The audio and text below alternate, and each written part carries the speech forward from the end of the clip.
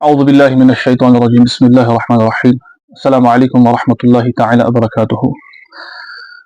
اللہ تبارک و تعالیٰ کا فضل کرم احسان ہے جس اللہ تبارک و تعالیٰ نے ہمیں دنیا کی سب سے عظیم الشان دولت ایمان سے نوازا۔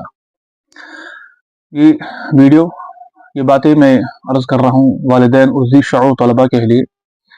اس ویڈیو کو آپ سیو کریں اور اس کو بار بار سنیں، کیونکہ انسان کی ایک فطرت ہے کہ انسان بھول جاتا ہے۔ انسان لفظ نکلا ہے نسیان میں، نسیان کے معنی بھول جانا۔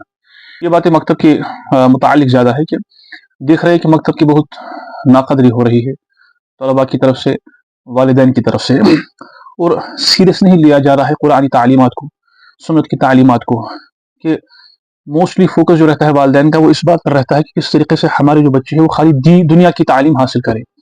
دنیا کی تعلیم بھی ضروری ہے، وہ اہم ہے اس آج کل کے دور کے اندر، لیکن دنیا کی تعلیم کے ساتھ ساتھ قرآن، سنت، شریعت کی تعلیم، فقہ کی تعلیم، حدیث کی تعلیم، یہ بھی ہر ایک طالب علم پر، ہر ایک مسلمان کے اوپر لازم ہے۔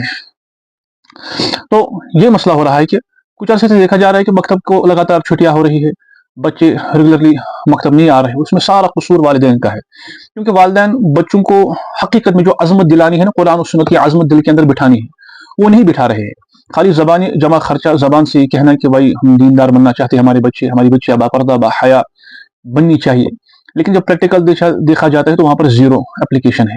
حالانکہ مجھ سے بہت سارے پیرنٹس کہتے ہیں کہ بچے بنیں دیندار، نیک بنیں، الحمدللہ بن اللہ تعالیٰ تمام نیک بنن، مگر جب پریکٹیکل دیکھا جاتا ہے تو وہاں پر زیرو عمل ہے۔ کوئی بھی کام ہو، بال کاٹنے ہو، کپڑے لانے ہو، جوتے لانے ہو، کیا بولتے ہیں اس کو، روٹی لانی ہو، کچھ بھی کام ہو، معمولی سا سر کے اندر درد ہو، اس وقت مکتب کو چھٹی ہے۔ حالانکہ اگر انسان بیمار بھی ہوتا ہے نا، بعض کا فیور لگ رہا ہے، لیکن ہوتا نہیں ہے، ماں باپ گھسیٹ کر کو اسکول لے جاتے ہیں، لے جانا بھی چاہیے، کوئی مسئلہ نہیں ہے۔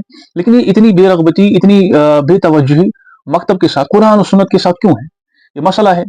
تو انسان اپنے تو زبان سے یہ کہنا کہ بھائی یہ دیندار بننے چاہیے، پھر حقیقت میں جو تربیت ہوتی ہے وہ نہیں کر پاتے ہیں۔ یہ مسئلہ بن گیا ہے۔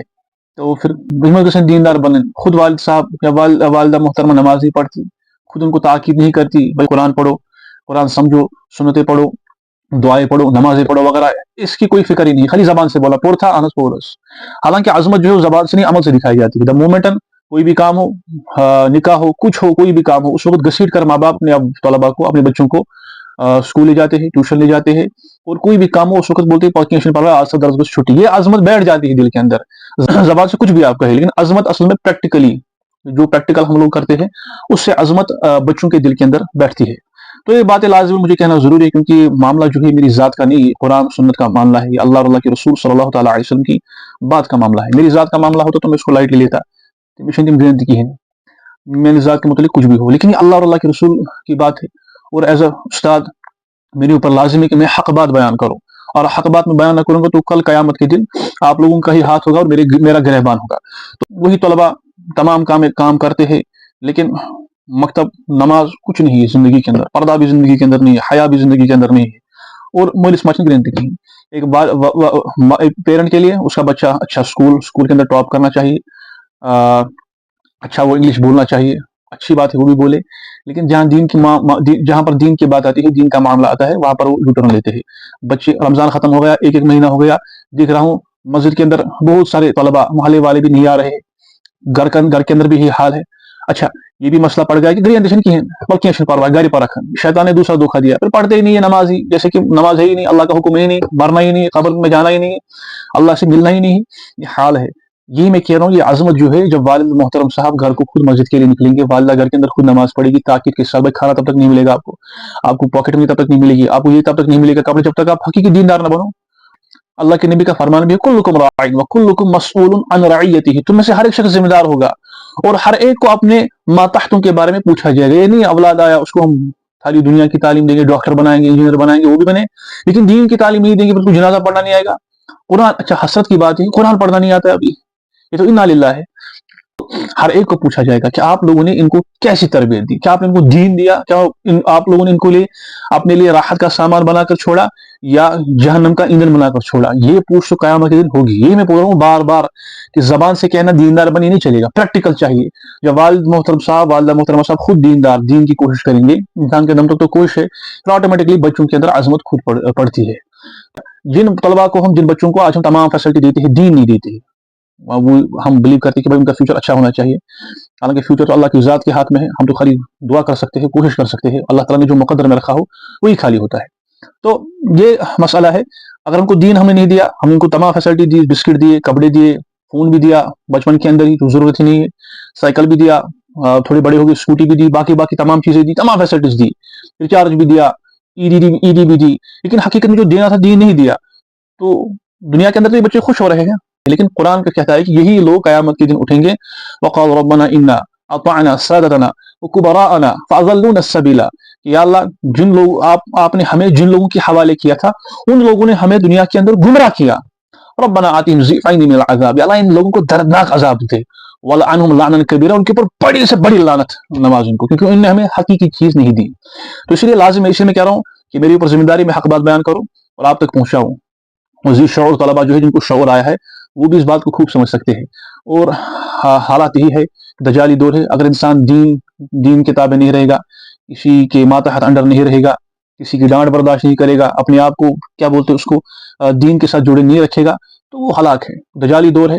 آج کل نیک بننا بہت ہی مشکل ہے, اور نیکی کا راستہ ملنا یہ بھی بہت مشکل ہے. لیکن جو بنے گا, جو ملے گا, اللہ وہ قسمت والا ہو. اللہ تعالیٰ ایسی قسمت مجھے بھی عطا کرے کہ میں بھی نیک بنوں. اچھا, کچھ بچوں کو لگتا ہے کہ ہم نے قرآن پڑھا, ہم نے معمولی کچھ 2-4 پارے پڑھے, سے تو پڑھ حج بن علامہ دہر, ہم تو ابن حجر بن گئے, ابن تیمیہ بن گئے, تیم مقام ہم نے حاصل کیا, زمان ہم نے حاصل کیا. حالانکہ ابھی ان کو نازلہ کمپلیٹ نہیں ہے, ابھی ان کا امبارہ کمپلیٹ نہیں ہے. 30 پاروں میں سے ان کو 5 پارہ بھی یاد نہیں ہے, سورہ یاسین ان کو یاد نہیں ہے, دعائیں ان کو یاد نہیں ہے. یہ افسوس کی بات ہے. اتنا سارا ہم نے دماغ کے اندر بھرا ہوا ہے, ٹیبلز ہے اس کے اندر, ایسیز ہے, گرامر ہے, کیا کیا نہیں ہے اس کی دماغ کے اندر, لیکن قرآن سنت حدیث کے معاملے میں وہاں پر زیرو ہے. تو کیا کل قیامت کے دن پوچھ نہیں ہوگی؟ پوچھ ہوگی. پہلے پوچھ والدین سے ہوگی, یا جو ذمہ دار ہوں گے, اس کے بعد پھر ان سے بھی پوچھ ہوگی. اچھا, 10th بھی ہوگا, اس کے بعد 11th بھی, 12th بھی, پھر انٹرنس بھی, پھر گریجویشن, پی جی, پھر اس کے بعد کچھ پھر ایس ایس بی کی تیاری, پھر ایگزاموں کی تیاری, اس میں لمبی عمریں نکل جاتی ہے. لیکن جب قرآن کا معاملہ آتا ہے, میں خود سے 8th, میں خود سے 9th, میں کہتے ہیں پہلی قرآن, فرصتی میں شرم میں قرآن پڑھنا, حالانکہ ابھی امبارہ بھی ختم نہیں ہے. اس کے بارے میں تو کل قیامت کے دن پوچھ ہوگی کہ اس کے کرا ہم نے کیا دین کو کیا. مذاق نہیں ہے, دنیا کے اندر ہم آئے اور ہمیں جیسے مرنا ہی نہیں. افحسبتم انما خلقناکم عبث وانکم الینا لا ترجعون, کیا انسان کو لگتا ہے بیکار دنیا کے اندر آئے, اپنی مرضی چلائیں گے, دین کو سائڈ رکھیں گے, قرآن و سنت کو سائڈ میں رکھیں گے, اور ہمیں واپس اللہ کی طرف نہیں جانا ہے؟ ایسا تو نہیں چلے گا. ہمیں اللہ کے سامنے کھڑا ہونا ہے, اللہ کے سامنے ہمیں جواب دہ ہونا ہے. ہم نے کتنا توجہ قرآن کو دی, سنت کو دی. اس لیے بچوں کو عظمت دے قرآن کی, اپنے اساتذہ کی عظمت ان کو دے, مکتب کی عظمت دے, اور ان کی صحبت کو ٹٹولے. صحبت کیا ہے؟ اللہ کے نبی صلی اللہ تعالیٰ علیہ وسلم نے فرمایا کہ تم میں سے ہر ایک شخص جو ہوتا ہے اپنے دوست کی دین پر ہوتا ہے. فَلْيَنْظُرْ أَحَدُكُمْ مَنْ يُخَالِ, اور تم میں سے دیکھے ہر ایک شخص کہ اس کا دوست کون ہے. کیا اس کا دوست دیندار ہے؟ کیا اس کا دوست قرآن و سنت کا شوق رکھنے والا ہے؟ کیا اس کا دوست آوارہ ہے؟ یہ ہر ایک لڑکے کو بھی چیک کرنا ہے جو ذی شعور ہے. کیا وہ اس کا دوست کوئی نور سے اس کو اندھیری کی طرف